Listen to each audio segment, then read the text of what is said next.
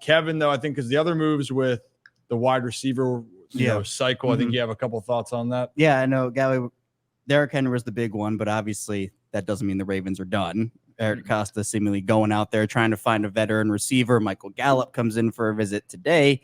Josh Reynolds apparently coming in tomorrow. Feels like the Ravens want to get at least one veteran in that room, even though they also brought back Nelson Aguilar, which I thought was a pretty good signing.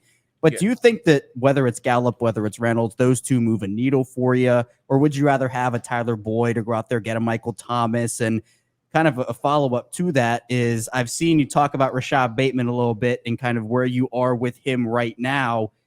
Are you okay with the Ravens trusting him in a bigger role this year, considering him and Lamar haven't necessarily established a full-on connection yet, but maybe it could come this year? So for me, I think that I don't want to necessarily say that those guys don't move the needle, because I feel like a lot of us felt that way with the Nelson Aguilar signing. But then, when Nelson came in, he was very reliable. I mean, clutch first down plays. Yeah. He caught damn near everything that was thrown to him. I know he had the one drop against Pittsburgh, but I think that Nelson Aguilar was a very reliable receiver for us. So bringing him back definitely made me happy, because I was one of the guys who wanted him back. So I don't want to look at Michael Gallup or Reynolds and say, oh, no, they don't move the needle. But if it was up to me, I would be looking more or leaning more towards Tyler Boyd. I think that Tyler Boyd kind of fits exactly what we need. AFC North DNA, very durable, very reliable with the catching. Like his catch percentage is like 77 or something crazy from last season, or maybe throughout his career. So that's the type of guy that I think I would like on our roster, because you get the consistency, you get the durability, but then you also get the production. So that's where I would lean towards.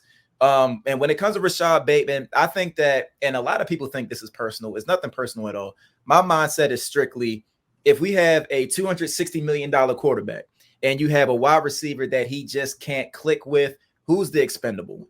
And that's kind of just how I look at it. And I feel like some situations, yes, opportunity is a thing. Yes, the wide receiver, the quarterback has to throw you the ball, this, that, and the third. He has to be healthy for training camp, all that other good stuff. All those things are a factor. But when it comes down to it and you look at it, I look at the situation like OBJ in Cleveland situation, where OBJ was getting open, but Baker Mayfield couldn't get him the ball. And then OBJ goes to LA, and he's one of the main pieces during a Super Bowl run.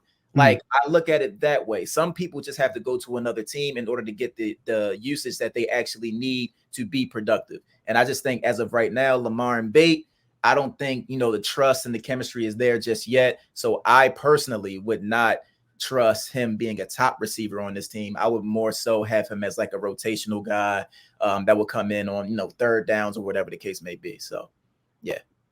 Well, so then with that real quickly with the wide receiver, then if it's not Tyler Boyd, does Josh Reynolds or Michael Gallup, is that a move you'd say, sure? If they're available, and again, because we don't know, everyone freaked out with Nelson Aguilar. I mean, and they signed him before the draft, right? Yeah, before OBJ.